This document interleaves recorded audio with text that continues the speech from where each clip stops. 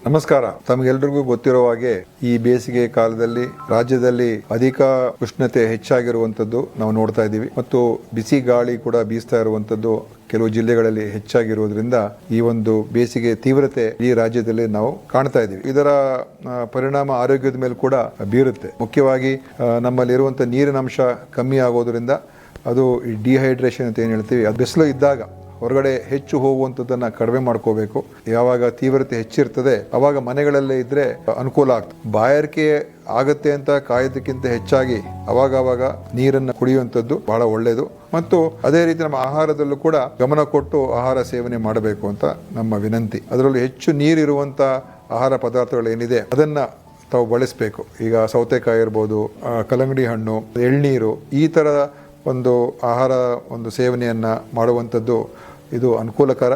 ನಿಮ್ಮ ಉಡುಪು ಕೂಡ ಅಷ್ಟೇ ಮುಖ್ಯ ಆಗ್ತದೆ. ಅದು ತಿಳಿ ಬಣ್ಣದ ಉಡುಪುಗಳು ಹಾಕ್ಕೊಂಡ್ರೆ ಆವಾಗ ಅದು ಹೆಚ್ಚು ಸೆಕೆ ಆಗೋದನ್ನು ಕಮ್ಮಿ ಆಗ್ತದೆ ಮತ್ತು ನಮ್ಮ ದೇಹದ ಮೇಲೆ ಬಿಸಿಲಿನ ಪರಿಣಾಮ ಕೂಡ ಕಮ್ಮಿ ಆಗ್ತದೆ. ಮತ್ತು ಎಲ್ಲೆಲ್ಲಿ ಕಾರ್ಮಿಕರು ಕೆಲಸ ಮಾಡ್ತಾ ಇರ್ತಾರೆ, ಕೃಷಿ ಜಮೀನು ಇರ್ಬೋದು ಅಥವಾ ಕಟ್ಟಡ ಕಾರ್ಮಿಕರು, ಅವರು ಬಿಸಿಲು ಹೆಚ್ಚಿರೋ ಸಮಯದಲ್ಲಿ ಕೆಲಸವನ್ನು ಕಮ್ಮಿ ಮಾಡಿಸುವಂಥದ್ದು ಮಾಡಬೇಕು.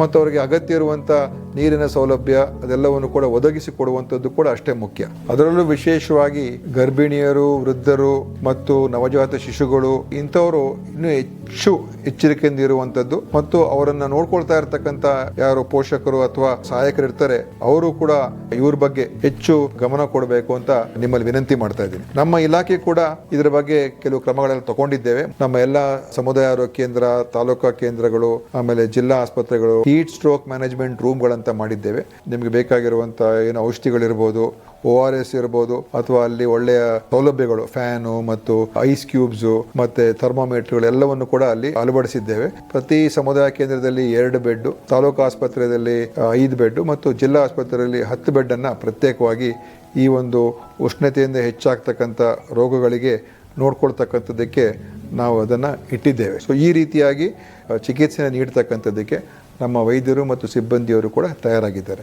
ನಮ್ಮ ಇಲಾಖೆ ನಿಮ್ಮ ಜೊತೆಯಲ್ಲಿದೆ. ನಿಮ್ಮ ಒಂದು ಆರೋಗ್ಯ ಸಂಬಂಧಪಟ್ಟಿರತಕ್ಕಂಥದ್ದಕ್ಕೆ ನಮ್ಮ ಕಳಕಳಿ ಕಾಳಜಿ ಯಾವತ್ತೂ ಕೂಡ ಇರ್ತದೆ ಅಂತ ಹೇಳಿ ಈ ಸಂದೇಶವನ್ನು ನಾನು ನಿಮಗೆ ನೀಡ್ತಾ ಇದ್ದೀನಿ.